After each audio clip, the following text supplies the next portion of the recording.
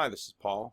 It's been a while since I've done one of the biblical series. I was working through the Easter series, which is sort of like the biblical series. But part of the reason I work this way, as I'll explain, is because of the learning process. Will Schroeder, I'm trying to remember his name. Will Schroeder did an interesting video on how to remember everything you learn, and I would argue that we don't really learn something if we don't remember it. And he goes into the point that right now we are inundated with information, YouTube videos, books, audiobooks, stuff on TV, movies. We watch these things, and then after we see them, we say, oh yeah, I know that. But then 5, 10, 15, 20 minutes later, we come back and we don't know it. And the truth is, you really don't know something until you can explain it to another person. And he quotes Mortimer Adler: the person who says he knows what he thinks but cannot express it usually does not know what he thinks. And this is true. Just seeing something, you have the illusory experience of imagining you know it, but the test of whether you know it is, can you articulate it yourself? Can you explain it to someone? Can you explain it to someone in simplified form so that they can understand it and pass it along? That's really the test. And what we learn is that just reading a book once probably won't get you there, and just reading things again and again and again in serial succession probably won't get you there. One of the things I learned when I was in college was that a lot of people would cram for tests. I almost never crammed for tests because I figured out pretty quickly if I had had a good night's sleep, I performed better on the test than if I crammed. Part of that is because if you've watched my videos, we're not in control of ourselves. We don't even know how the conscious mind works. And so we have these mental minions, this internal cloud of witnesses that is always watching, and they absorb things and process things on their own. And the conscious self that is kind of in the foreground of our experience is just one small part of the entire thing that is us. And so learning is a process that often takes place over time. And so if you really want to digest something, spend some time with it for a while, then leave it alone, and then come back to it, and then leave it alone, and then come back to it and leave it alone. And what you begin to realize is that over time, within time, you begin to integrate what you're learning into yourself. Now, some of you might rightly say, well, this is going to limit what I can learn. Yeah, but if you're not actually learning it, you're really wasting your time. Now, this is going to frustrate us because one of the things about human beings is that the book of Ecclesiastes says God has placed eternity in our hearts. We are in that sense hungry for eternity, and we want to grasp everything, but the truth is we are limited by time and space. We are limited creatures. We will only learn so much. You only have access to so much, and even especially now that we have access to this amazing thing called the internet, which is just brimming with information, not all of it good, obviously, but just brimming with information, we imagine that, well, we can just learn and learn. But the truth is, most of the time we're not learning. We're having this illusory experience of learning. And I think Will Schroeder's video goes into this quite well. He has this little schema of short-term memory, long-term memory, and working memory. And he notes that there seem to be just a limited number of slots that we can walk around with in our heads with ideas. And there are studies that talk about this. I remember one study I read, they do these psychological experiments where they would ask people, they would give people like a 7-digit number and ask them to hold that in their head and then walk to another room and then give the person in the other room the 7-digit number. But of course there's a little trick or a twist with a psychological experiment. So they had a table set up in the hallway between there, and they had either a healthy snack like an apple or a less healthy snack like a cupcake or a piece of cake. And the people that were holding things in their head didn't have enough bandwidth to choose the healthy snack, so they'd usually choose the unhealthy snack. And what that gets into the fact is that we are terribly bad multitaskers. And what I mean by multitasking is that we really can't focus on two things at once, and that's a function of consciousness. What we are task switchers, where we pause one task and we work to another, and that's where you have this working memory idea, that there are just a certain number of cubby holes in our brain where we can actually hold things in working memory and be able to process them over time. And so what's true if you really want to integrate something into your life is you have to walk around with it. There are also studies that talk about how, and I often do this when I go to the gym, if I work on the stair thing, I have something in my ears, and because I find that what I learn when I'm exercising goes in deeper than what I learn if I'm just sitting in my office looking at a screen or reading a book. So this is part of how we are embodied creatures, and we're all knit together. But this dynamic of working memory is really quite vital in terms of asking yourself, what would I like? Do I really want to learn? At one of my last physicals with my doctor, he said, we used to say you are what you eat. Now we say you are what you absorb, which made the point that even though our mental minions, our internal cloud of witnesses, is always observing and processing things that even our conscious mind doesn't have the capacity to capture or to recognize, because our conscious mind is always focused on that upon which we are conscious.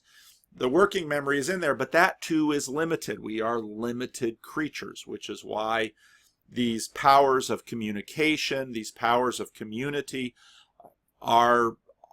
and the powers of memory in terms of books and culture are really what make human beings so dramatically more powerful than any other creature in the world that we know.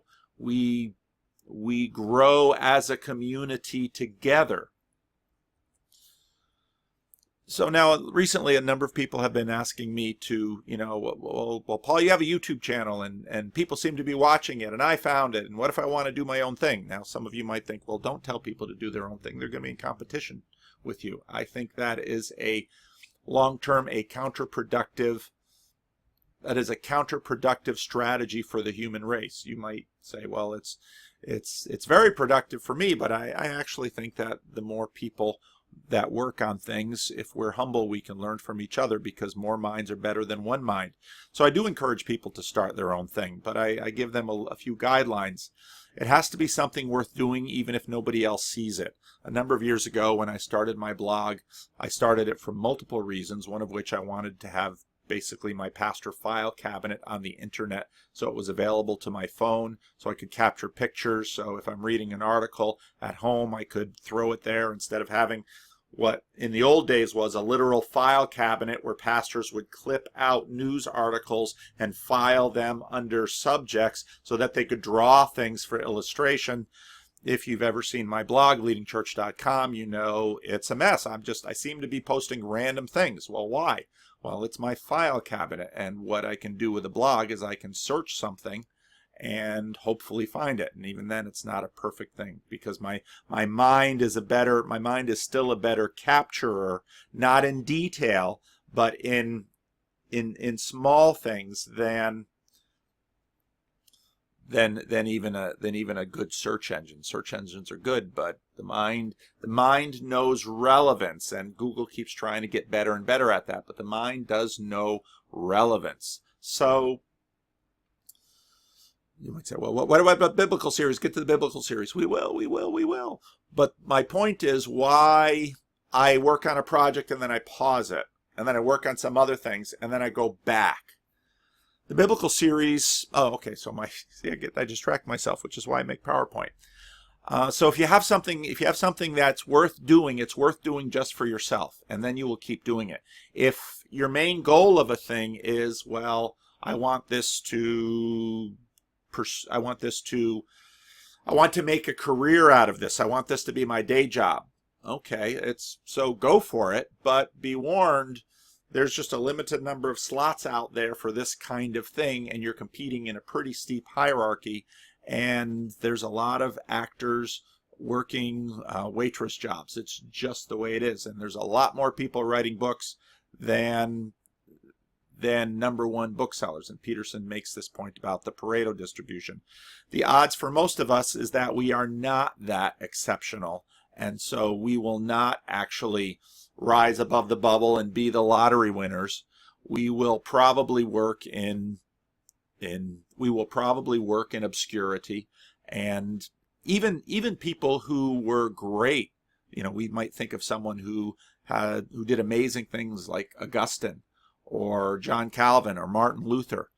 The Christian ones come to mind because I'm a pastor. In their day, they weren't Augustine and John Calvin and Martin Luther. They were controversial pastors who got one degree of who got 1 degree of visibility, but long after their death, C.S. Lewis is the same way, long after their death, the value of their work became known. And you may say, well, that's not fair. I don't get to cash in on it. Yeah, but that's the human condition. So do it for your own reasons. It has to be something worth doing even if nobody else sees it. Point 2, multi-produce. That's different from multitasking. And what I mean by multi-produce is, as much as possible, kill 2 birds with 1 stone. So you might say, well, you're making videos. Well, I'll let you in on a little secret. That's not really a secret because I've said it a number of times. I do videos because I'm learning. Well, Paul, why don't you do videos that would be more popular? Maybe I will. Maybe I'll play with some of those things. Actually, when I play with techniques to try to boost my subscribers, it's usually because I want to learn if those techniques work. I really don't believe this little project is going to displace my day job. I'm, 2/3, 3/4 through my career. I'm in my 50s. I've got another 10, 15, 20 years of ministry service ahead of me, so maybe I'm halfway, 60% through my career. I do this because I learn. Now you might say, well, why would you learn sitting here talking to a microphone and a webcam? Because I do, and I learned this back when I was blogging. I spent years just writing and writing and writing and writing, and hardly anybody read it. And if you go to my blog, you'll find all kinds of first drafts of everything. And I almost never edited anything. I wrote just all first drafts because there's some people who are editors and some people who are drafters. I'm a drafter. So I just wrote and wrote and wrote and wrote and wrote and wrote, and it was tremendously helpful in terms of learning. Because ultimately, the thing that you have to steward most is yourself. This is the greatest gift you've been given, and this is the gift, again, I'm a Christian, this is a gift that God has given me. Someday, like the parable of the talents, I'm going to stand before my God, and someone called me yesterday, and here's a little, see, this is how you influence me, right? And you know who I'm talking to out there in Arizona. You put that little bug in my head and my mental minions were listening. But someday I will stand before my Maker and be called to give an account for what I've done with my life. And what my Maker will say is, I gave you talents. What did you do with those talents? And you don't want to be the steward who hid the talent, because the steward who hid the talent gets tortured and killed. And even his wealth is given to those who have more. This is the Pareto distribution. This is what Peterson calls the Matthew principle, that if you've been given talents, invest them. Well, what does that mean? Well, keep doing stuff. So some of you who are watching my rough draft for Sunday, or even going to my church channel and watching my sermons, will note your Peterson and your church stuff all is coming together. And when the Rebel Wisdom guys were here Sunday, they saw that too. And if they had watched my Sunday school, they would have even seen more of it, because it's actually in my Sunday school lesson that I'm usually doing a lot of processing. And again, you might think, well, aren't you there to serve your class? I am. But here's the thing. The better I am, the better I can serve my church. Well, what does that mean? That means I need to keep learning and growing as a pastor. And I'm going to get back to the biblical series. Don't worry, I haven't abandoned it. I do go off on tangents, but so does Jordan Peterson. So if you don't like tangents, you're probably not interested in Jordan Peterson either. So if it's worth doing for yourself. Multi-produce. Always kill 2 birds with 1 stone if you can. If you've got to do physical work and it's that found time that Peterson talks about with audiobooks and YouTubes and podcasts. I'm always multi-producing. Now, sometimes it's also important to have silence, to clear your head, and to not have noise. You have to steward all these things, because they all have their places and their reasons. And so integrate it into your day job if possible. That's multi-producing, 2 birds with 1 stone. Prioritize your growth and learning, and that's the bottom line here. Because again, someday we'll be called to, all of us will, okay, I'm a Christian, this is my narrative. We will be called to give an account. And they'll say, Paul, what did you do with your life? Well, I played video games and I ate Cheetos and I lived in my mother's basement. I don't want to stand before I don't want to stand before the maker of the universe and say, yeah, you gave me this life in this amazing time and place where we had relative food security and we had almost unlimited access to information, and there were scholarships and FAFSAs to go to school, and where there were jobs where I could learn and grow, and all of this, and I used all this for pure self-indulgence, and I didn't pour into my neighbor and pour into myself and share promiscuously whatever I'm learning with whoever is curious about listening. So there's my YouTube channel right there.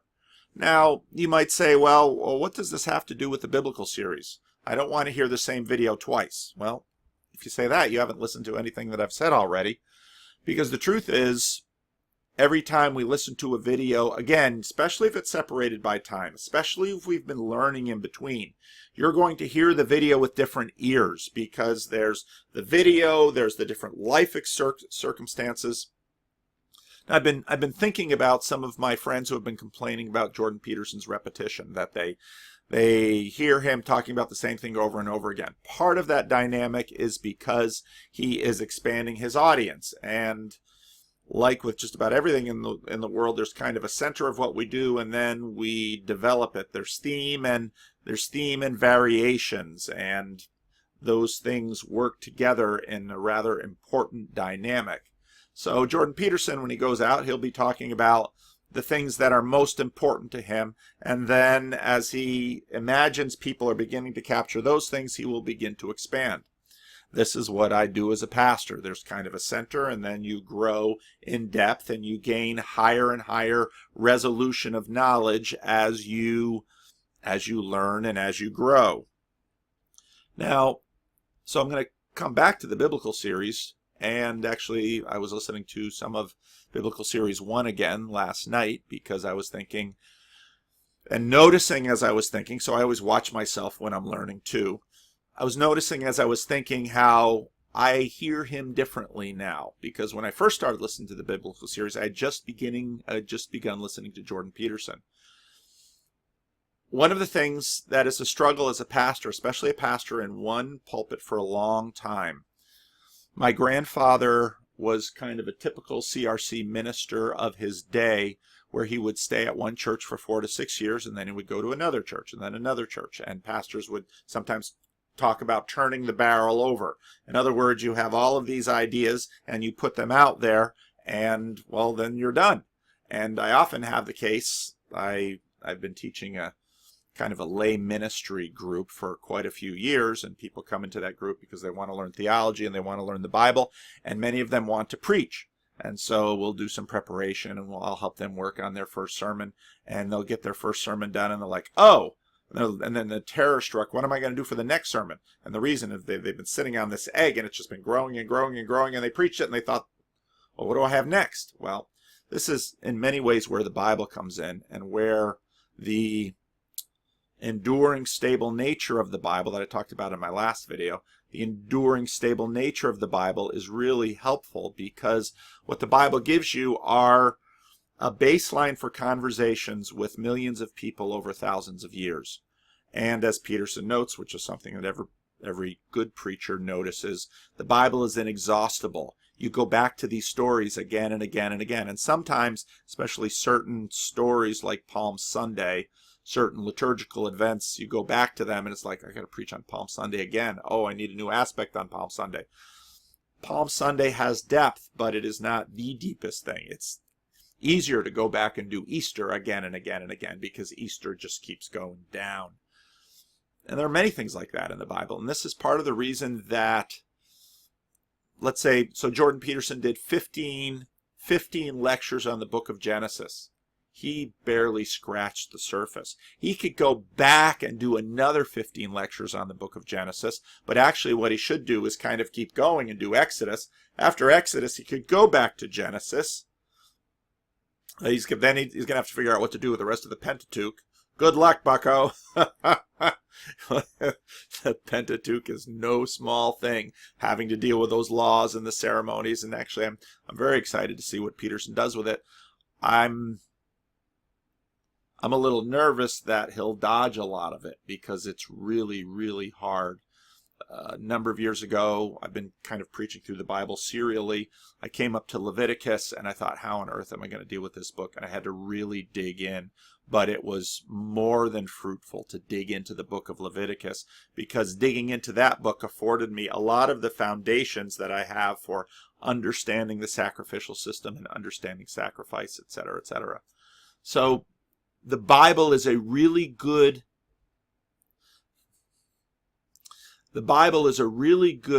book to just keep coming back to. And you might say, well, Christians will say, well, duh, I read it every day. I read it for devotions. I read the Psalms every day.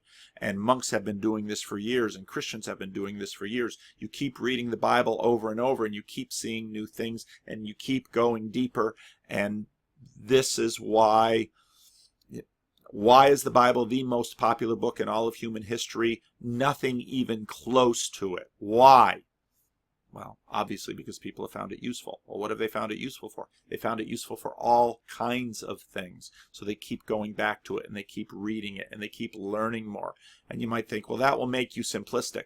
Well, if you think that will make you simplistic, you've obviously never done it, because even if you have a fairly simplistic Christianity that has a lot of real clear answers to a very narrow set of questions, you start reading that Bible and you start studying it carefully, it's all going to get way more complicated, because the Bible is anything but simplistic. Now, skeptics might say it's incoherent.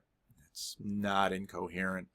Thousands and thousands, actually millions of people, but thousands and thousands of scholars that have been studying this book for 2,000 plus years, go back into the Old Testament, and it has not been exhausted. And every year, these might look like a lot of books. This is nothing compared to what is out there on the Bible. Yeah, not all of it good, absolutely. A lot of it contradictory and in conversation with each other, absolutely. But that's the process. That's the process by which we grow and learn. And it is in many ways kind of an evolutionary process.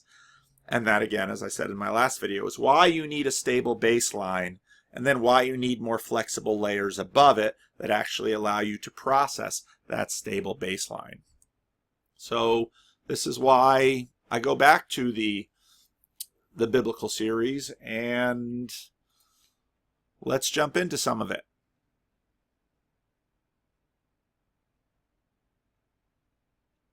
Nope, gotta start at the beginning. Other people really...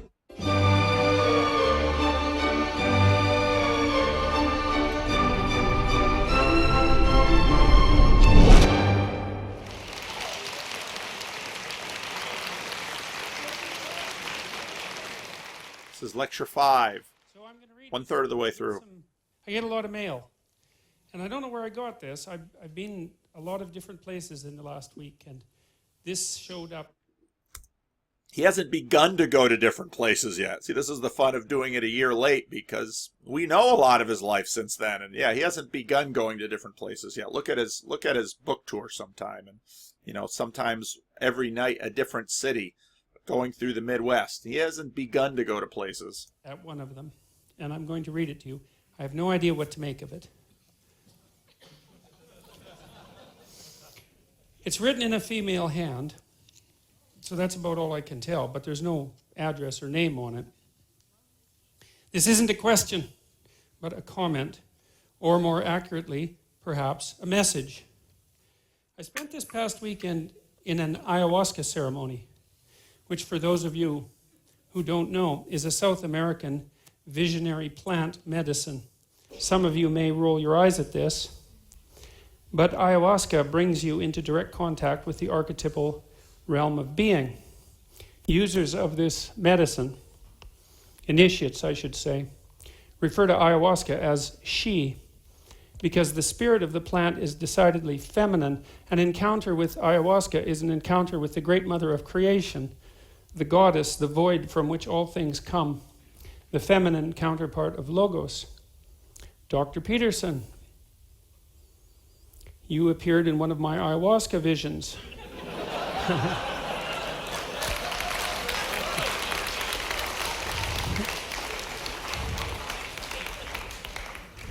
Might account for why I've been rather fatigued lately.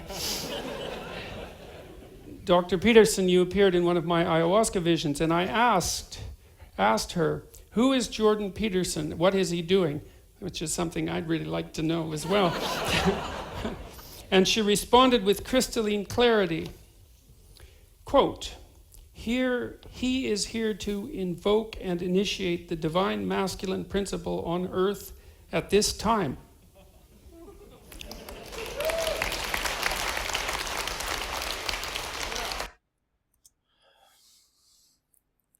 I have a friend who I really want to do a video with.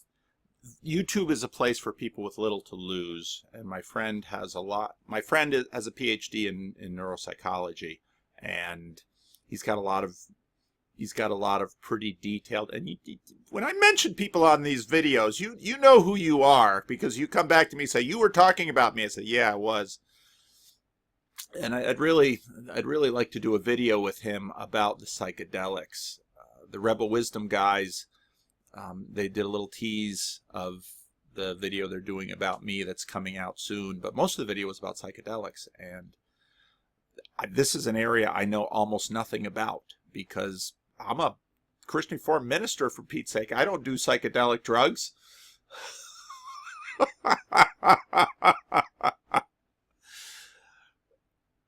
So yeah, and maybe I'll be able to do a video with my friend, and he'd be willing to talk about not only psychedelic drugs, but drugs that are used for.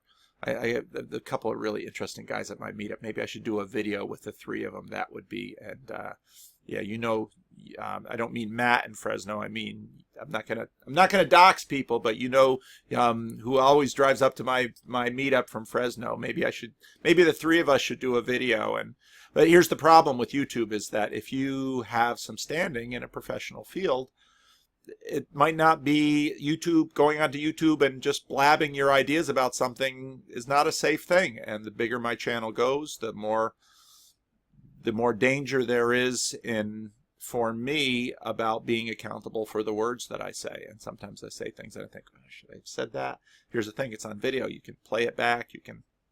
All kinds of things can happen. And again, Peterson is a testimony to this, because, well, again, if you look at my friend Matt from Fresno, and he's figuring out what he wants to do with his video of Peterson, and Peterson let him use it. I mean, Peterson's more aware of this than ever and has to be more and more careful about his words, and I'm learning this lesson too as I go. So yeah, psychedelics. A number of people write me and ask me about it. My main stance is caution. It seems to be Peterson's. I don't know enough about it. I'll leave it at that.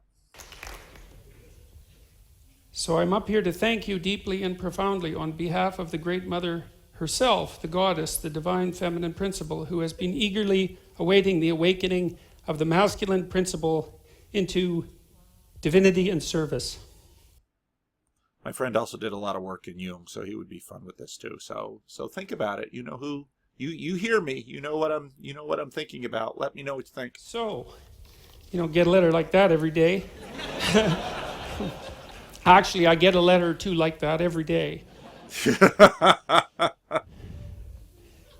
So, what went through my head when I read this, and this is, of course, a completely crazy parallel, but, one of the things I learned to do as a psychotherapist was just to tell people who were talking to me what came into my head.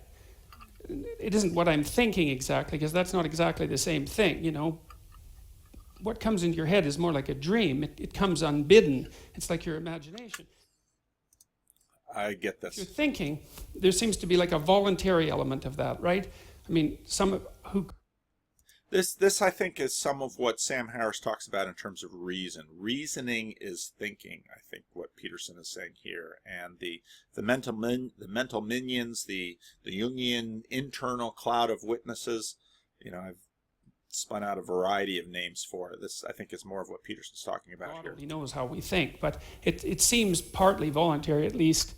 And Carl Jung thought about it like a dialogue between the conscious mind and the unconscious mind. There was a continual dialogue. But when things just pop into your mind, it's not much different than walking into a room and having something there, which is an observation I also derived from Jung, by the way, because he pointed out, quite rightly, that people don't really think that thoughts appear to them.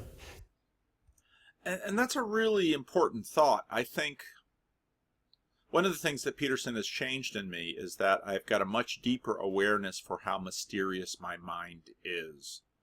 And I owe him a debt for that. Now you can think, because you can take the thoughts that appear to you, and then you can subject them to criticism and allow. And so this is, in a sense, colonizing our thoughts. That's what reason does. And so on, instead of just assuming that they're true right off the bat. But people often don't do that. Something just pops into their head, and then they assume that it's true. Anyways, one of the things that I tend to do in psychotherapy is just to tell people what pops into my head, because, well, you've been doing psychotherapy with about 1 million people now, so because you're telling people what pops into your head. Why? Because then the person that is talking to me gets one person's untrammeled opinion. Not even that, reaction, not opinion. It's not really an opinion, I don't think. An opinion maybe is what I think later, and there's this personal flavor to it. What popped into my head was the story about Socrates, He had this, when he was being put on trial by the Athenians for corrupting the nation's youth. Now, you'll notice if you're watching me in the little video, which you probably shouldn't, I am multitasking. Which is really task switching. I've heard this video a number of times, and so I'm doing what I tell you to do. I multi-produce. Something I've been accused of, by the way. Although it's not self-evident to me that it's me doing the corrupting. He said that somebody had asked the Delphic Oracle once, and the Delphic Oracle was this retreat that you could go to if you were an ancient Greek citizen, and you'd be there and you'd have a dream, and then you'd go ask the Delphic Oracle to interpret it. And nobody really knows what was up with the Delphic Oracle today, how that worked exactly, but she would interpret your dream in any case. And somebody once asked her who the wisest man in Greece was, and the Delphic Oracle said it was Socrates because he knew he didn't know anything. That's essentially the story. And that popped into my mind. It's a crazy comparison, but, I have a crazy mind, so I guess that's how it works out. Yes, you do. Now, one of the things I'm going to do today, which I haven't done before, is I'm going to read you a little bit of, I told you I finished my book last week, and I haven't read it to anyone. And of course now we know the importance this book will have, because then we heard him talking about the book. This is kind of what's fun about time shifting. I've given it to a couple of friends to review. One person in particular, a screenwriter named Greg Hurwitz, has been unbelievably helpful. He's so fast and so sharp at this sort of thing, and I can send him like a 20-page, dense 20-page manuscript, and he'll rip it to shreds and send it back to me in like 90 minutes. It's just unbelievable. He's so good at that. He's been very helpful, but no one else has seen it apart from my editor, and I haven't read it to anyone. But some of it seemed particularly appropriate for tonight's lecture. So I thought I would start the lecture tonight by reading a little bit of it, and it's from a chapter. It's on the issue of sacrifice as such. This is Abraham and Isaac. This is a very strange Old Testament story, right? This is one of the stories. Now, sacrifice, again, it's an important theme in the book, and it's an important theme in his work, and we'll talk more about that. It's contained in the Old Testament that makes modern people think that maybe we should just not have that much to do with the Old Testament per se and at all, and especially with regards, and maybe we shouldn't have anything to do with the God of the Old Testament either, because, as far as Abraham is concerned, God tells him to sacrifice his own son. Now, it turns out that God was just kidding, so to speak. I'm obviously being flippant, but, it does raise the question. And if you've followed my stuff recently, I've been doing a lot more talking about human sacrifice, and that came up in the Peterson, Sam Harris conversations in Vancouver that have yet to be released publicly, but you can find some bootleg versions of them. What do you make of a divine being who would require such a thing? Or conversely, what do you make of Abraham, who would have such delusions. Either way, it's a little hard on the, what would you call? I don't know if we can critique Abraham in this, given the fact that human sacrifice, as I've said before, was nearly ubiquitous. And for the most part, biblical characters are not exemplars. They are, if they are not exemplars as being way above us as much as they are exemplars as being us. Modern believability and moral integrity of the Old Testament, but these are very, very strange stories, and they're not what they seem to be, or they are, and they're more. So we're going to talk a lot about sacrifice tonight. And here's some of the things that I've been thinking about sacrifice.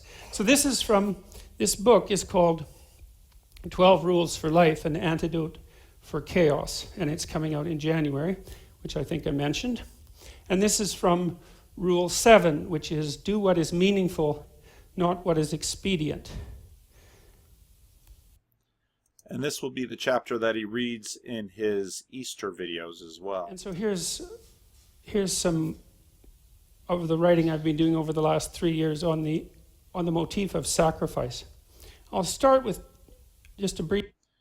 Remember when I said do things even if you think no one will read them? Well, he started this book before he knew, obviously, it was going to be a tremendous seller.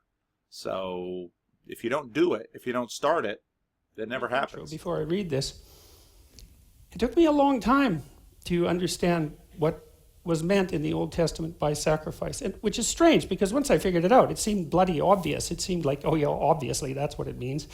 But lots of times, if you figure something out correctly, it seems self-evident as soon as you figured it out correctly. Well, we'll see how that goes, but it seemed to work for me anyways. I knew that, of course, at least implicitly, I knew of the modern usage of the idea of sacrifice. Everyone understands that motif, is that if you want to make things better in the future, then you make sacrifices in the present. And maybe you even do that multi-generationally. In fact, you most definitely do if you're a good parent. I mean, and I would say that's really particularly typical of immigrants, right? Because immigrants often come from terrible places and have to undergo terrible things to come to a new community where they get a rough reception and have a hard time getting their life going. And a big part of the reason that they do it is to make their lives of their children better. And luckily, when they come to Canada, usually given where they came from, that actually works because where they came from is worse and here is better, even though immigrants often have to struggle to get on their feet. Now this word sacrifice goes in some different directions. And again, if you look at my video that I did on the biblical symbolism of sacrifice, I'd say that's going down.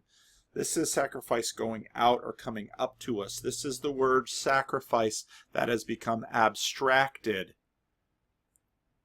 in terms of our lives. So when we say, I made a sacrifice, we are using that in a sense as a metaphor, because the literal understanding of that word is an altar and a fire and you're acting out a relationship with a deity. And this would obviously be the kind of thing that Sam Harris says we should knock out. This part of the problem that Sam Harris has is that are you going to lose the word sacrifice and all that it communicates for the sake of knocking out that ancient acting out drama of it? Now he said, no, you can keep the word, but here's the problem. Words connect us to the past. Jeffrey Quackenbush has been writing me, and I just got a note that he had written something else that someone else saw, and he's been engaging Peterson in terms of this metaphorical truth thing. And Jeff writes, so Jeff, if you're watching this, Jeff writes, Jeff's a really smart guy, and he writes me emails that I sit and I read and I think, ooh, this is hard to understand. But sometimes people write something that's hard to understand because it's incoherent. When I read his emails, it's like, this isn't hard to understand because it's incoherent. It's hard to understand because I don't know any of this, and I have to learn this.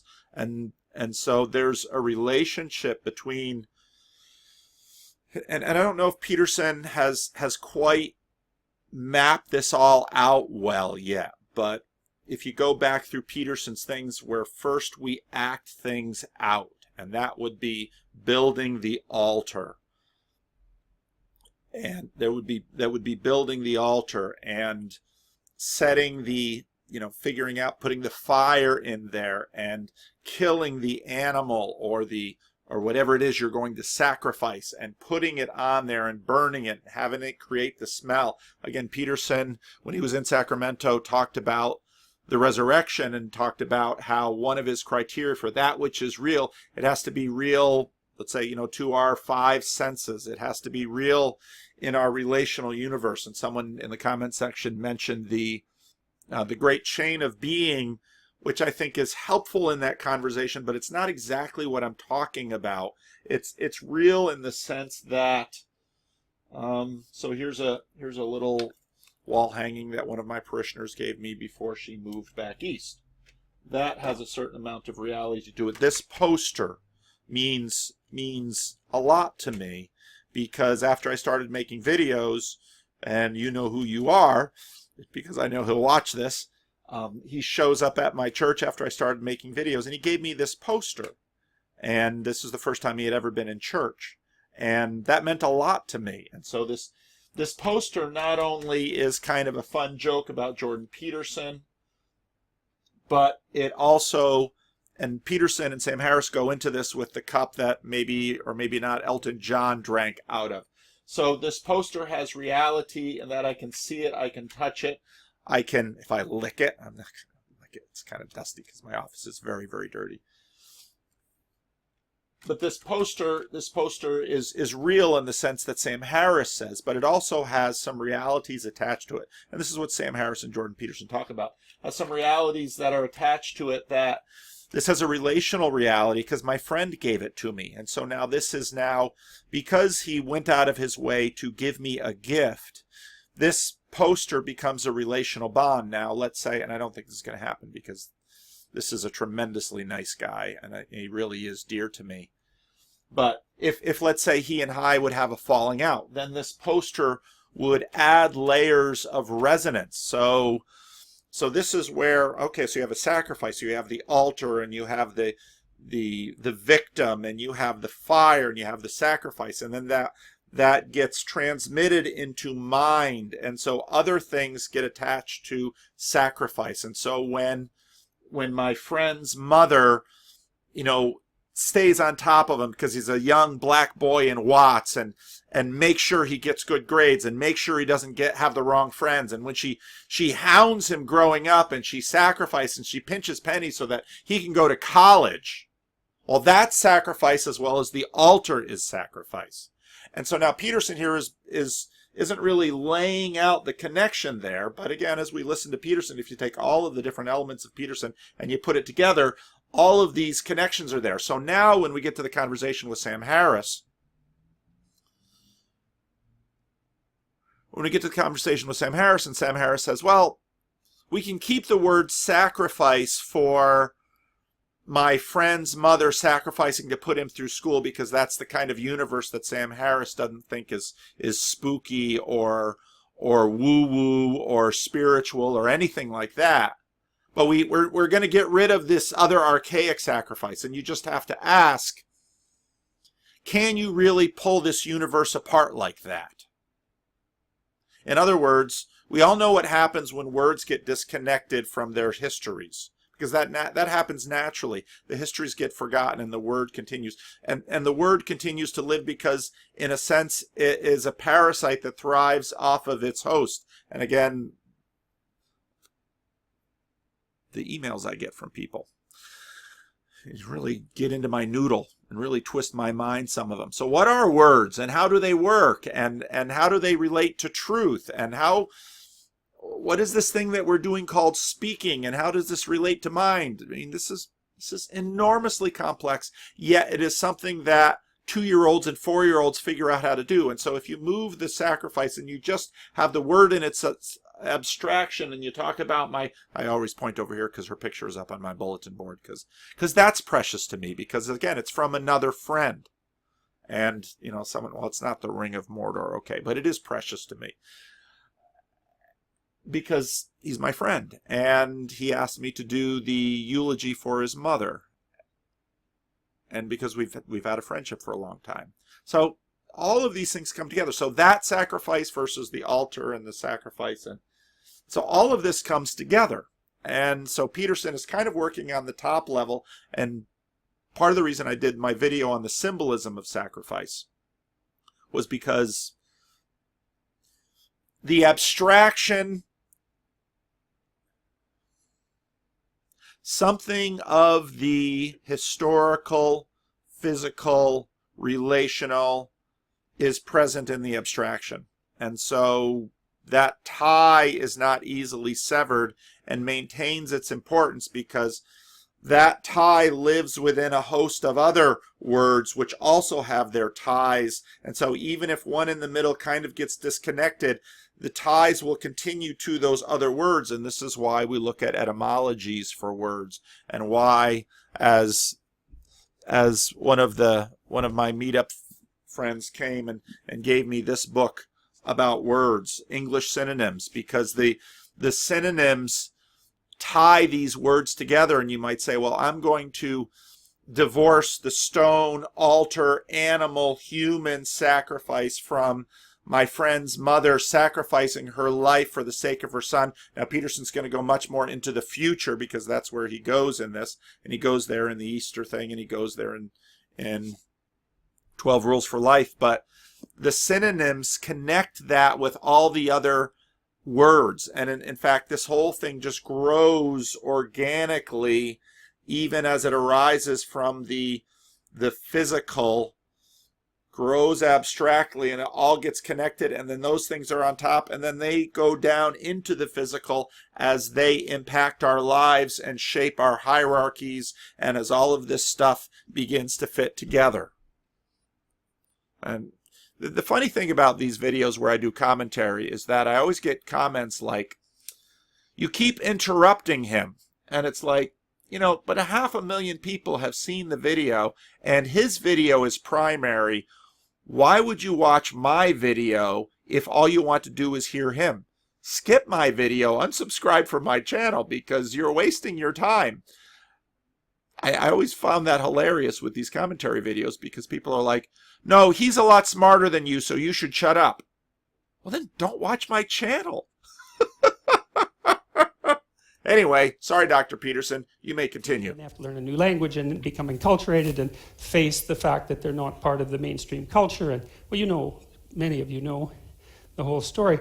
So the idea that you make sacrifices for the future and you make sacrifices for your children, and everyone understands that, and it's part of being responsible and mature and shouldering the burden of being properly. And you do that for yourself, too, if you're disciplined. In fact, that's almost what... Okay, so I'm doing to Peterson what he says he does to his clients. So here's the thing. So Sam Harris would say this building the stone and putting the animal and killing it, obviously that's a replacement for a human sacrifice. And Peterson will talk about the race between the mother and child in terms of... That's actually the language he uses in the book. He doesn't quite have that set yet by this point, I don't think, but... So Sam Harris says, well, this is an abomination that happens in the altar, and this is all the kinds of stuff we have to get rid of. And again, I'm not suggesting we start building altars. And when I put an animal on an altar, it's called a barbecue, and it's meat I enjoy eating, and it is a fragrant offering to me. But here's the thing: you can't just disembody this stuff and have it go away, Sam. It's not how we work. You're not just going to lose. This is Peterson's point in this whole effort, that we get to this abstraction of the mother of the mother of this young black child in Watson, L.A., growing up in he's a little older than I am, late 50s, early 60s. That connects there, and you're not going to sever that connection without loss. And this is how, in a sense, we're tied to our ancestors. And actually what we're doing in church is Someone walks into church and says, "Oh, I don't understand what all is going on." No, that's right. It's because thousands of years have been built into what we're doing. You might say, yeah, there's a lot of old people in church, but nobody's thousands of years old. But this is the mystery of human civilization, where we are all doing this together. And yes, we stand on the shoulders of past generations, and on and on and on we go. And in a sense, what the materialists want to do is just kind of wipe out the bottom and say, well, we don't need that anymore.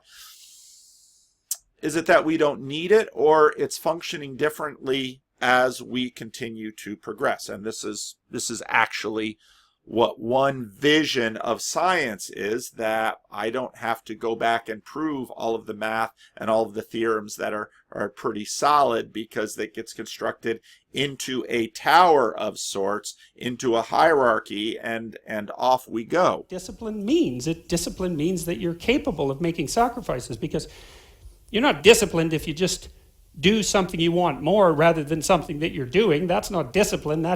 Maybe that works, and great. If your life is working out that way, great, man. But that isn't discipline. Discipline is when you want to do something right now, and instead you think, no, I'm going to forestall my gratification, maybe forever, but certainly for a very long period of time, or medium to long period of time, and you concentrate on something that you think will bear fruit in the medium to long run. And so you look into the future and you decide that. And sorry, Dr. Peterson, to interrupt you again, but that's why I do these videos. The discipline of and you just might have noticed he said sacrifice something even indefinitely. And a number of commenters say, well, you talk about the resurrection a lot. Yes, I do.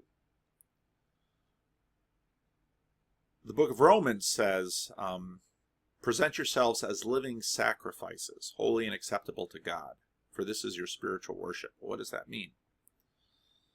Well, where does Paul get that idea? He gets it from Jesus. Well, what did Jesus do? Jesus gives his life. And that's why what Peterson will say, this is archetypal. You can't get beyond it. It's at the limit. Okay?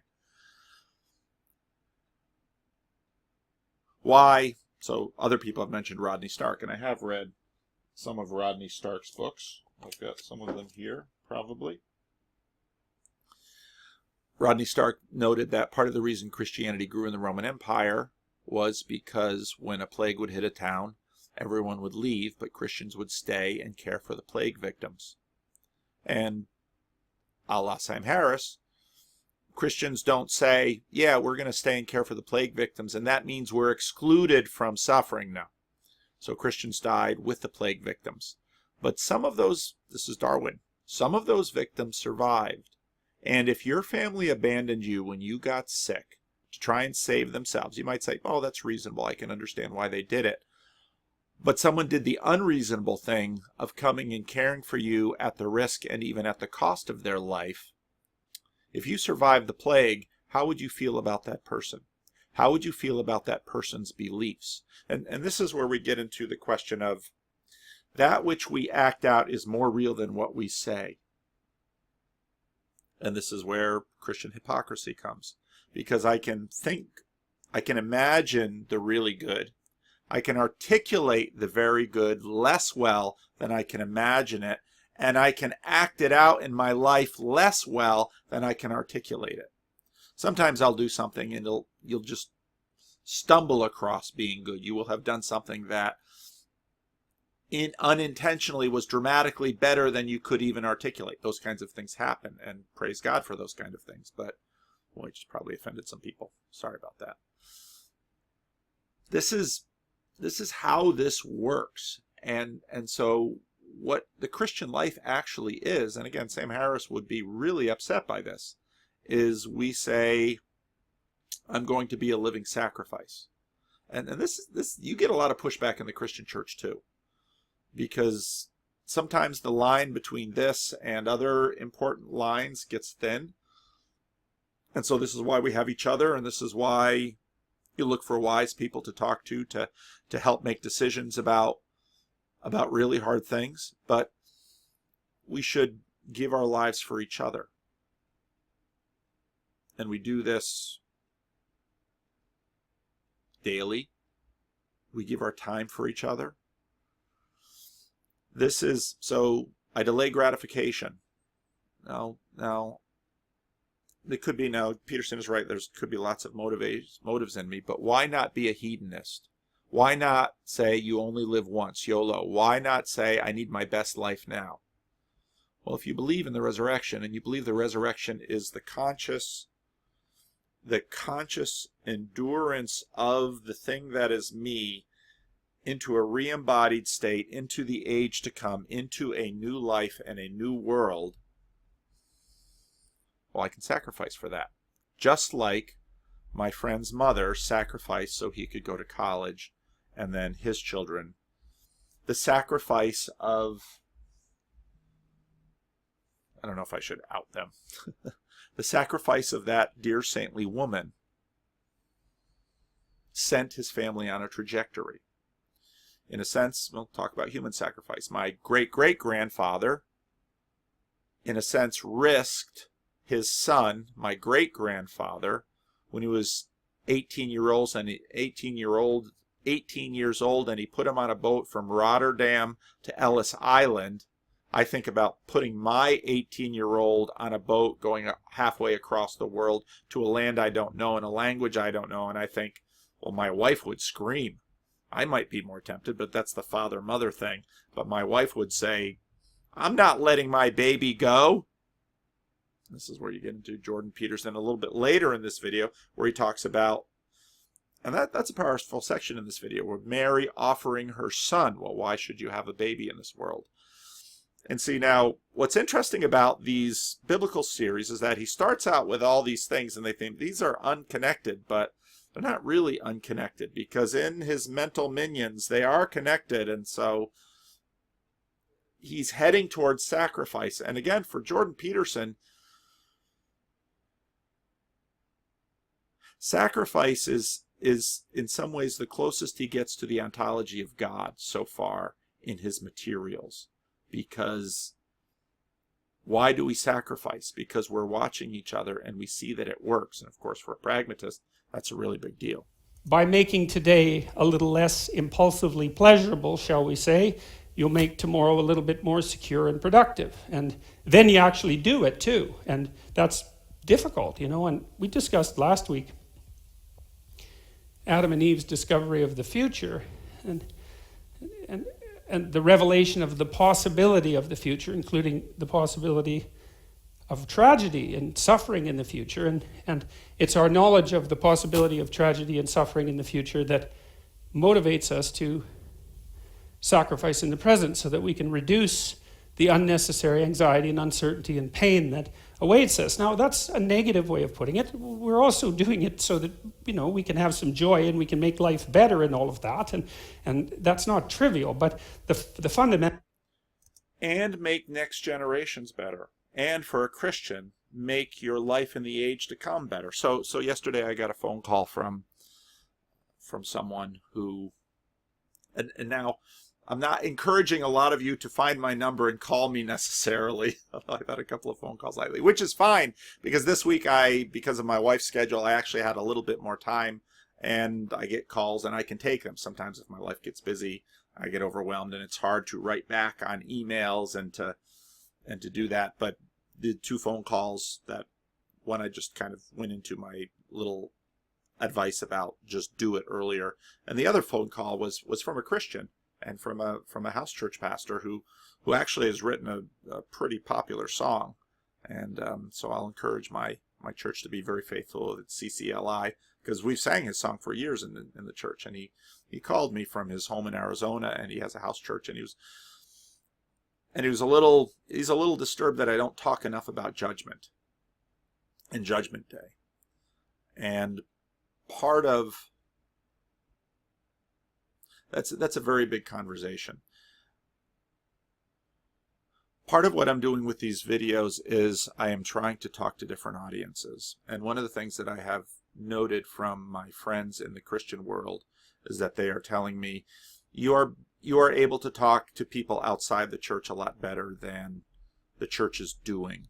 And that's something I praise God for. But it comes at a cost. The shape of how Christians talk to each other are within a community. Now, when someone comes to our Jordan Peterson meetup and they've maybe watched they're maybe more into meetups than Jordan Peterson, and they maybe watch just a little bit of his stuff. When they come to a meetup, they very quickly realize that the people at our Jordan Peterson meetup are hardcore. Some of the people in this meetup have literally watched every video he has made multiple times, okay? You know who you are.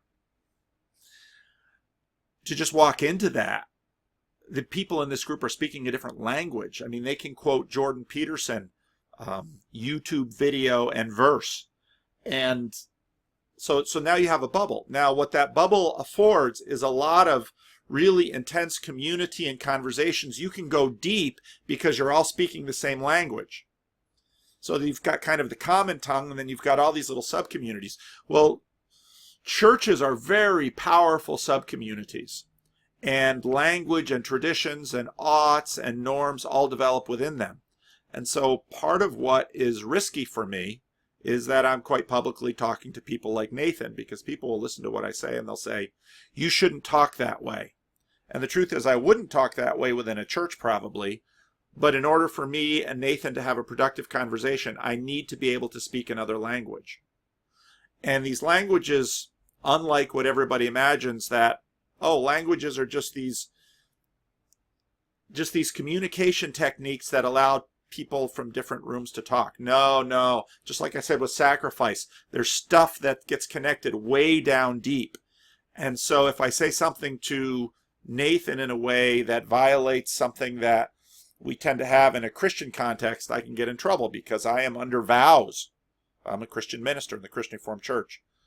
What that means is that I am accountable to an extended community of 250,000 people in the United States and Canada.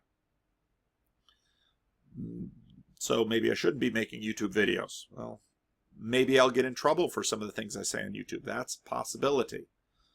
But I risk that. Why do I risk that? Well, because, and this is the difference between a religion and an ideology. Religion is multifaceted, developed over very long periods of time, that much better incorporates the tremendously complex world that we live within. So not only do I have an obligation to the Christians within their subset, I also have obligations to, because of the missional nature of Christianity, I have obligations to the rest of the world. And that impacts the way I talk. And I'm strategic about the way I talk. Now, Christians might listen to this and say, there are certain themes that are very prominent within, especially my little Christian circle, that aren't necessarily prominent within yours. And that's it's partly because not only is Christianity and the church one big group, but there are all these tiny little subsets within it. And all of these subsets within it reflect the competing natures of all the language between them. And so Arminians might hear what I say and say, he's too Calvinist. Some Calvinists will listen to me and say, he's too Arminian.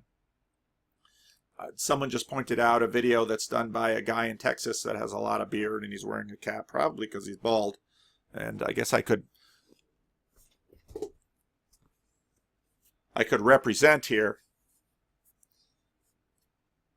John Calvin, Calvin College, Grand Rapids, Michigan. Calvin, sing we all to thee. He was very much trying to kind of take apart the intellectual dark web in terms of, well, he was judging them according to the standards of his subgroup. Well, this is natural for all of us. We all judge each other according to the standards of our subgroup, even the subgroup of our mental minions. So, but in order to have conversations broadly, you're going to have to take some risks with one thing in order to reach someone else. I've been continuing to read through N.T. Wright's really wonderful biography of the Apostle Paul. I'm really enjoying that book. But Paul got himself into trouble with the Judaizers, as Paul calls them. Christianity was trying to figure out how to modulate the Old Testament. That's really what that conversation was about. Do people need to be circumcised? Do Gentile converts need to follow dietary laws? So, in other words, I got a call from someone yesterday, and he was concerned that I wasn't forefronting enough something that I talked about a little bit earlier in this video, which was the need to keep in the forefront of our minds the accountability that God will call us to. And as I mentioned in my video yesterday, and as I mentioned to this person, it's very interesting when you read the New Testament, because Jesus talks about hell more than anybody else. And if you listen to my sermon, hell, Gehenna, Hades, that's a complicated conversation. But Jesus talks about judgment more than anybody else. Now, this is really interesting. Jesus is very archetypal, because on the other hand, it's these discordant excellencies that Jesus has. He is, at one hand, seemingly the most tolerant person, and on the other hand, seemingly the most judgmental. And he's that at the same time. Well, how do you do that? Because usually we find a person who's simply judgmental, and we find a person who's simply accepting. Jesus manages to do both. Well, how does he manage to integrate that? Well, that's why he's the greatest human being that ever lived, as says Dallas Willard. He's the greatest human being that ever lived. He is the archetypal human being. That's what Jordan Peterson says. He is fully integrated in terms of all of these things. Now, the Bible is the Word of God. It's the revelation of Jesus Christ to us. When I see him face to face, that will be greater revelation even than my reading the Bible now. Because my reading the Bible now, that's here in the midst of the age of decay. My mental minions get confused. I have my biases. My sin creates a filter through which I am unable to see it. See, now I'm using all these Christian terms. And I'm hopefully fairly bilingual. Hopefully I can talk to Christians, and hopefully I can talk to non-Christians. And as I do this project, part of the way that I've really been growing is as I continue to talk to people who are not Christians, you know, my capacity to speak that language increases, just like when I went to the Dominican Republic. My capacity to speak Spanish increased the more I spoke Spanish. So final judgment is an important thing. But that thing is dependent. I'm not saying it's ontologically dependent, but in terms of how it functions in my life, it depends upon the reality of whether or not I believe it. Now, obviously, if it's ontologically significant, it's not dissimilar to saying to someone, you should plan for your death. No, I'm not going to plan for my death because I don't want to die. Nobody here doubts death. Few of us doubt suffering. So judgment is important. Now, sacrifice, in terms of how it functions in the Christian life, maybe you see something that you want. This gets into my conversation about is Christianity best described in terms of law or relationship? That's an ongoing conversation within the Christian community. A number of years ago, there was a saying that was quite popular on a lot of bumper stickers. Christianity isn't a religion, it's a relationship. And that is a layer in terms of the long story of American evangelicalism. And I mentioned Chuck Colson's Born Again book. Chuck Colson was a Christian in a formal way, but then he became born again. This was this whole wave of evangelicalism that really hit the nation in the 70s and 80s, neo-evangelicalism, Billy Graham, so on and so forth.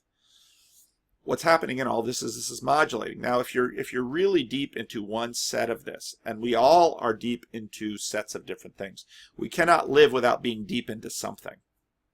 So if you're deep into one set of this, and if I say Christianity isn't a religion, it's a relationship, you'll say, yes, Pastor, that's exactly right, because what Christianity is my relationship with Jesus. And when Matt, who had that conversation with Jordan Peterson, releases this video, we'll see what happens with that. That was a very important part of his story in his life. And that actually was a very important part of my story in my life when I went to college. When I went to college, I was born and raised CRC. At college, Calvin College, I met some evangelicals, and that then began to tweak my Christian Reformed upbringing. And then I was into more Pentecostal stuff, and that tweaked again my Christian Reformed upbringing. And then I was into some of the, meditation and monastic stuff, and that tweaked it again. And so I just had these series of tweaks that go. And I already had an extremely rich upbringing because of my father's ministry in Peterson and the African American community. And so what I had is just all of this richness that kept getting built into my Christian life. And what that allowed me to do is just be able to speak different languages within Christianity. But if you're deep within one group and you hear someone talking another language, well, is it a matter of translation? Is it a matter of them violating the premises of your narrative? Is it a matter of them violating your ontology?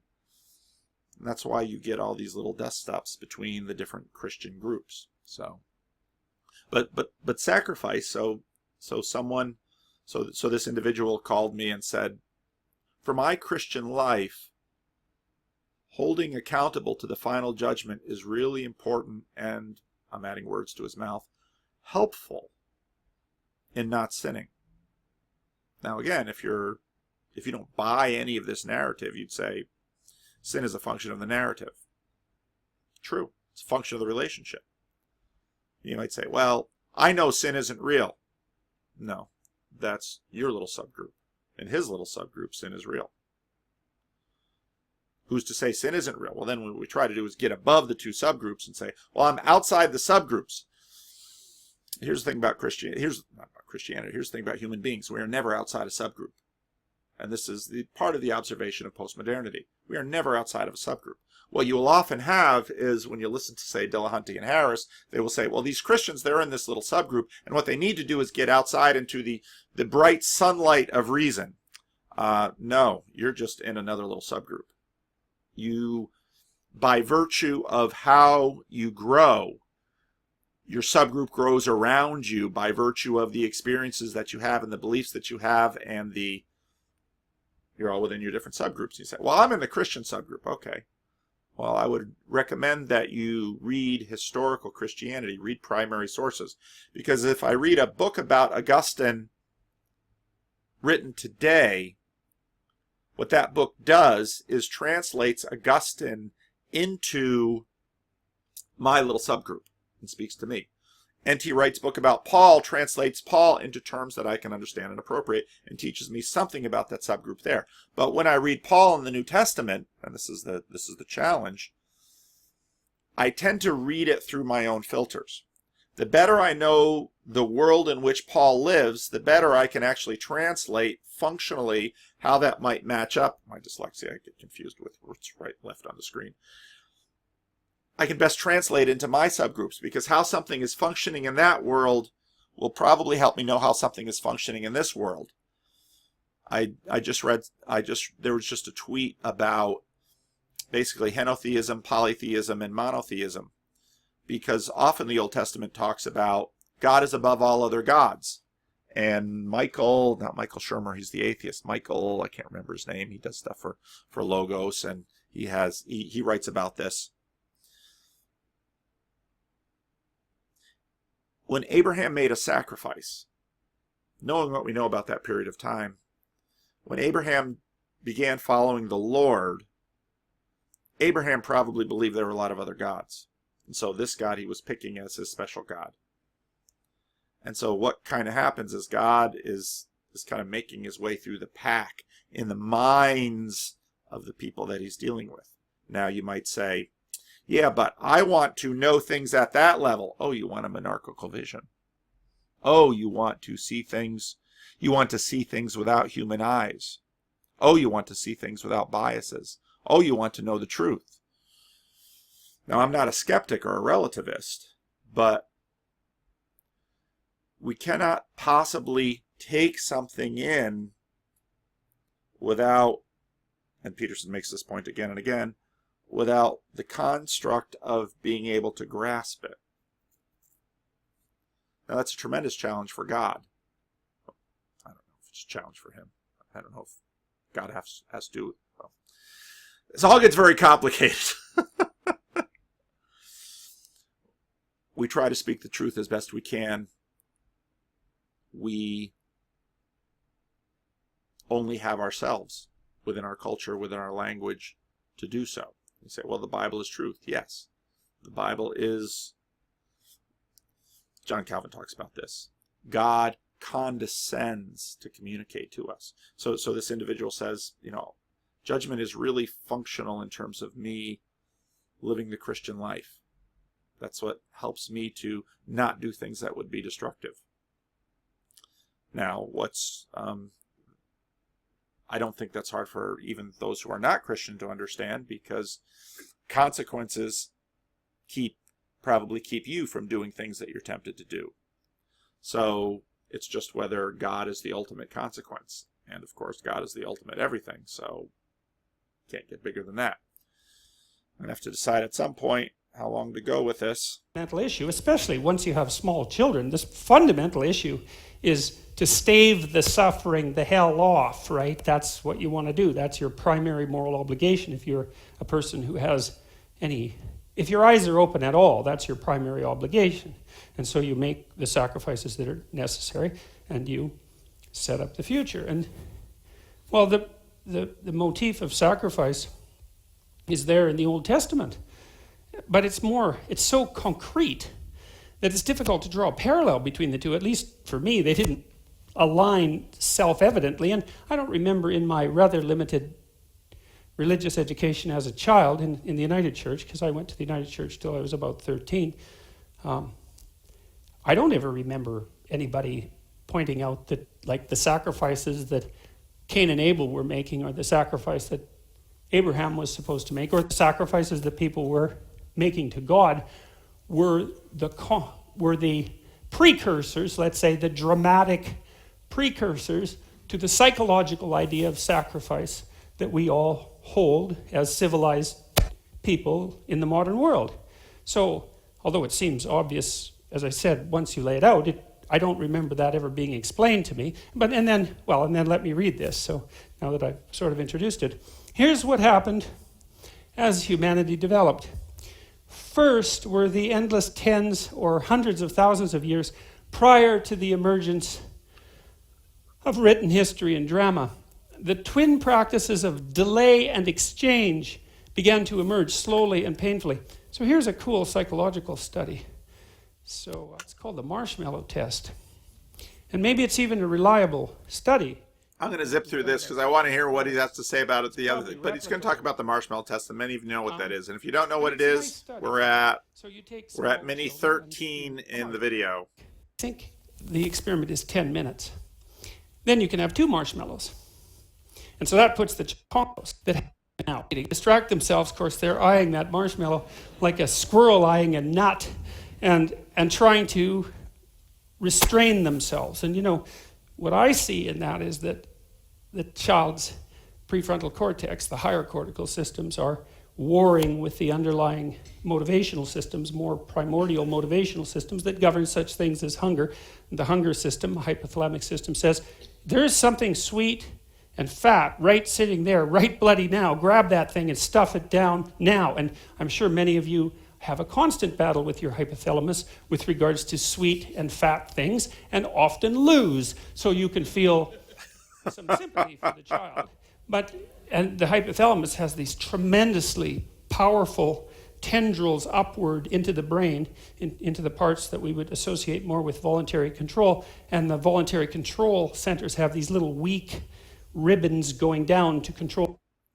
So now he's speaking to the scientific context. The hypothalamus, it's pretty obvious if you know something about neuroanatomy what part is actually in charge when the chips are down. And it's not easy for children to learn to regulate those underlying primordial impulses, the ones that are wired in, the ones that we share with animals, but they do it. And the cool thing is, this is what Walter Mischel found, he's the guy who did the study, was that the long-term outcome for the children who can delay gratification in the marshmallow test is much more positive than it is for the children that are impulsive and eat the marshmallow instantly. It's delay of gratification. Now, it's likely that that's associated with trait conscientiousness, although that specific connection has not yet been established, but they seem conceptually very, very similar. So anyways, this emerges in children probably between the ages of 2 and 4, something like that. They should have it in place by 4 because it's very difficult for them to really interact well with other children without having that delay of gratification in place. Because if you can't delay gratification, other kids don't like you because you want everything your way and you want it now, and you're liable to temper tantrums and that sort of thing. You haven't got the kind of self-control necessary to make you fun to play with. So you can see that emerging in children, and it's pretty interesting. And not only that, if it emerges, it predicts positive long-term outcomes, just like trait conscientiousness does, by the way, because trait conscientiousness is the second best predictor of long-term success over the lifespan. In Western cultures, it's second after intelligence. And so in our societies, the people who do best across time are the people who have high IQs and who work hard. And I would say that's a pretty decent, what would you call it? It's a validation in some sense that our cultures are working properly, because what you would want, I would say, if the system is working meritocratically like it should, and if you're trying to extract resources from those who can contribute at a higher... Meritocracy is its own bubble too. I think it's a pretty good bubble. But if you really want to go deep into our sense of justice, these are really, really deep things. Look at meritocracy and then ask yourself, well, how does meritocracy play out in the Bible? Well, it does. Well, he's going to be talking about Cain and Abel, so there's meritocracy at the bottom of that story, and that is a really small, as he's going to say, murky story, and we're not going to get there in this video. And I'm only 17 minutes into his video. Gosh. Anyway. Rate, then what you would want to have happen is that the hardworking, smart people do better. Hopefully, if that's the case, then everyone does better. Hopefully. Anyways, so you can see this. Keep reading that. First were the endless tens or hundreds of thousands of years prior to the emergence of written history and drama. The twin practices of delay and exchange began to emerge slowly and painfully. Then they became represented in metaphorical abstraction as rituals and tales of sacrifice. It's as if there's a powerful figure in the sky who's judging you. You better keep him happy or look the hell out.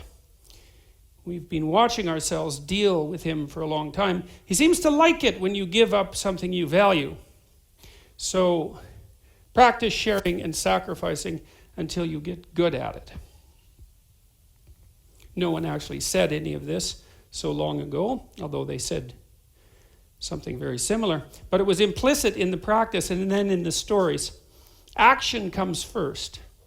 Implicit comes first. People watched the successful succeed and the unsuccessful fail for thousands and thousands of years, and we thought it over and we drew a conclusion.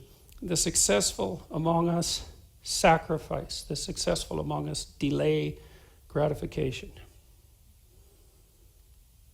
The successful among us bargain with the future. And then a great idea begins to emerge in ever more articulated form. That idea is the point of a long and profound story. It's the moral of the story. And I'm going to engage in some foreshadowing here. What's the difference between the successful and the unsuccessful? The successful sacrifice, and things get better as the successful practice their sacrifices. The question becomes increasingly precise and simultaneously broader. What is the greatest possible sacrifice for the greatest possible good? You know, if you push a question in a direction, perhaps there comes a time when you can't formulate it any more precisely and broadly. And now, I want to say before he goes into this that I listened to this a year ago, and maybe I don't remember whether I found it profound, but what he just read there, because I have been exposed to it multiple times, sinks a lot deeper into me than what I recall when I saw it the first time. I probably saw it the first time and thought, huh, that's curious. And now it is integrated and connected into my understanding. I understand how this plays in his system in a way that I didn't understand. Now you might say, well, maybe you shouldn't have made those early videos. And I can feel that too, because I didn't know anything. But to get back to where we started making this, this is a learning process for me. And you might say, well, why did I waste my time watching your early videos? Well, I don't know. You'll have to decide for yourself whether or not it was a waste. Maybe you were learning with me. Maybe we actually learned together. Maybe we're learning with Peterson. Maybe this is how civilization works. Maybe this is how we all learn together. Maybe this is how we contribute to the future of humanity. Maybe this is how we grow. Maybe this is how we ought to live. And they might say, well, Peterson out there, yeah, but here's the thing. This is what church does. This is what we do every Sunday. Might just be a few people in there, might be a lot of people in there. Hopefully we are growing and learning, and here's the thing about church. Peterson has a congregation of millions now. You're going to get a chance to see the guy? I mentioned to someone, yeah, people find me because they can't talk to Peterson. I'm humble. I don't have a problem with it. And then, they'll say, yeah, but you're going to climb up the hierarchy, then we're going to need somebody else. And, well, if that happens, so be it. But this is how life works, and this is hopefully how we work together, and maybe a system like this will be profitable. So I'm going to draw this to a close now. I'm at about 20:25, and because it's 11 o'clock and I have some other things I need to do. But one of the things I'm working on right now for my patrons, as many of you know, I've been struggling with the Patreon thing. The church just got electronic giving up, and so soon I will have that up on the church website, and I'll start to include that link into the show notes regularly with the other regular links that I have for those of you who would like to support my church. Now, some of you don't want to support my church, which is fine, but you want to support me and not my church, you can give to Patreon. If you want to support the church, you can give to the church. Now, if you're in the United States, you get the added benefit of that which you donate to the church. You will get obviously a tax deduction because you're donating to a church. And you say, well, that seems well, here's the thing. When you donate to the church, you don't donate directly to me, which is absolutely fine because the church supports me and pays my salary. People in the church like it because you help keep the lights on, and me preaching on Sunday and me being their pastor and doing all the other things that pastors do for them. But the church is also, in a sense, sharing me with you as I do these videos, and I've been trying to help the church understand why these videos are important, and for the most part, everyone in the church has been supportive of it. They were a little surprised last week when this film crew shows up and is, who are these people and why are they doing this to our pastor? And well, we'll see when Rebel Wisdom puts out what they produce. So that's coming on board. One of the things I'm thinking about doing with my patrons is I've been playing with Rabbit, which is a way of watching video as an online community, and maybe watching some of the biblical series with a group of people in a room. And I've been trying.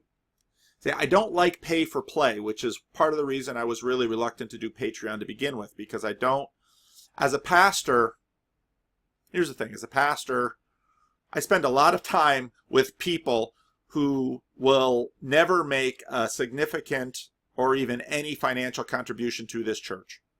That's how churches work. There are certain individuals that give sacrificially, there's the word. They give sacrificially to the church. And because they donate sacrificially, other people, deserving or not, get my time. Unlike, let's say, a therapist, where I would say, okay, well, I can be your therapist, and you can sit in my office, and we can talk for an hour and a half, and you're going to pay $150 or $200 for the benefit of talking to me. I'm not saying there's anything wrong with that model. That's not a church model. And I don't want finances to stand in the way of people getting what they need. So That's some of the difficulties I have with pay-for-play and those kind of structures. However, those who give deserve to be thanked. And so I'm trying to find ways of thanking the patrons. So one of the things I'm thinking about doing is doing little biblical series commentaries in a room with patrons. And I don't know if I'm going to tier that up with respect to levels, because if someone is supporting me at $10 or $20 or $50 a month, in many ways they deserve more. And I know Peterson for a while had, if you support him at a certain level, then you can have your half-hour Patreon conversation with him. And I'm not at that level of the hierarchy. I'm not that hard to find. I still talk to people for free, as does Jordan Peterson, I assume too. But the difficulty is, the more and more people want to talk to you, you need to find ways to, because my time is limited, you need to find ways to find how you can best steward that time with respect to all of those people. And an aspect of Patreon isn't bad, in which the most motivated rise to the top, and that is expressed in money.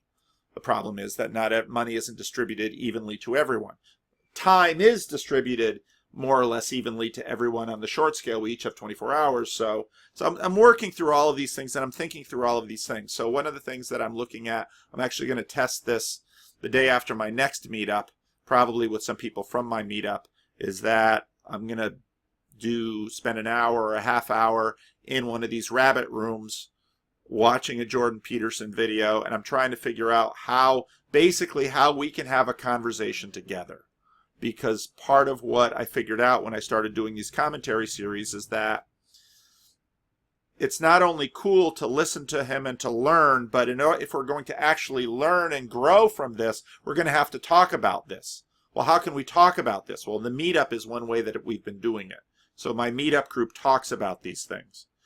But as the meetup group grows, then I have, again, questions of scale. So, and again, in church life, we deal with this all the time. On Sunday mornings, when I give a sermon, I give it to a room full of people who are just listening to me. That's one way to have kind of a one-sided conversation. In my Sunday school class that I have at 9:30 at church, people come, and it's a smaller group, and so we have more of a conversation. And again, part of people look at me and say, Paul, your church is so small. Yeah, it's dicey that way in terms of finances, of course. A bigger church would mean more financial stability, and we could hire staff and have, other people do things, which would free me up to do things. That's all about scale. But what's beautiful about small is I have these amazing, wonderful conversations with people that I might not get a chance to have conversations with. Not because the people are of high status, but because the people are of low status.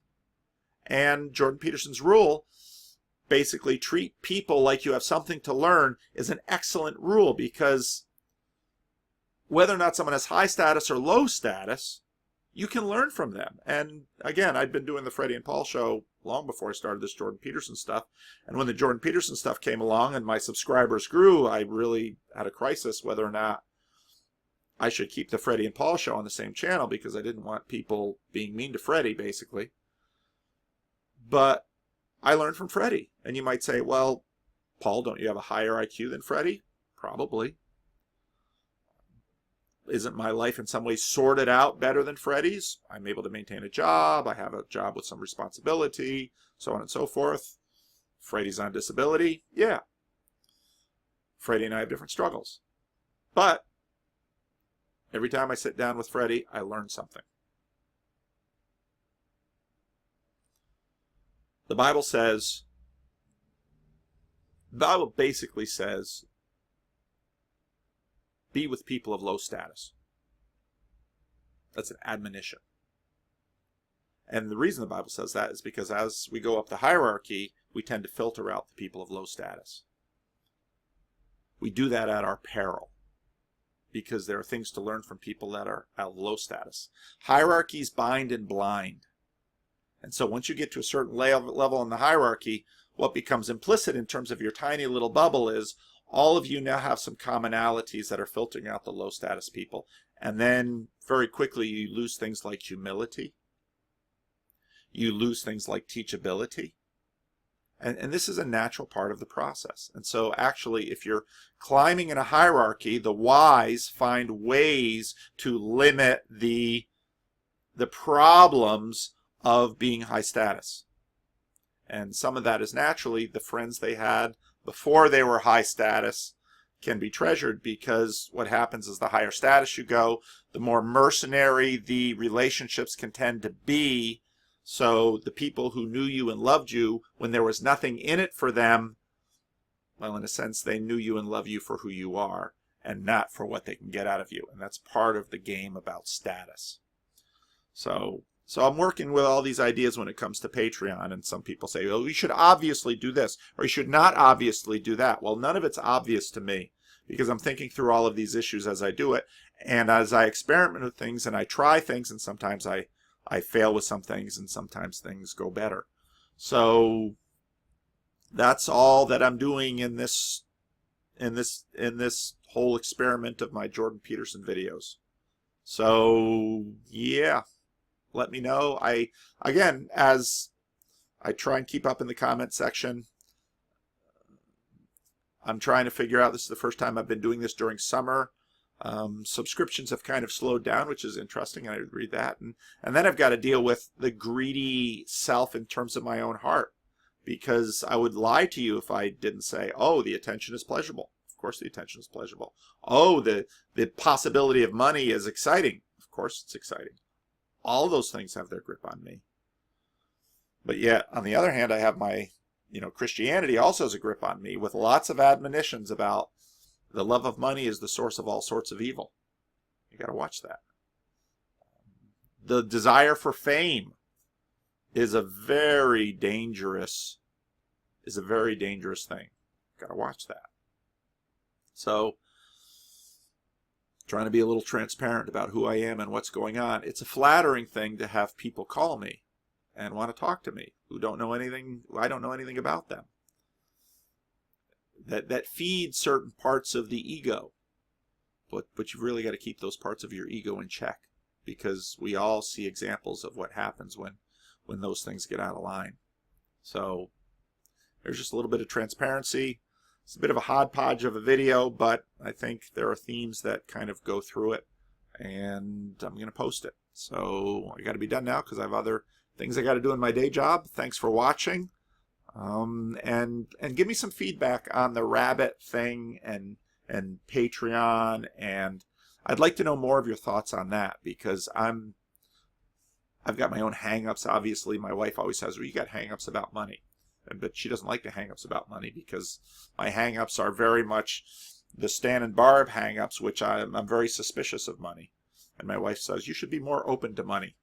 So these are all the kinds of hang-ups I have. So anyway, there's today's video.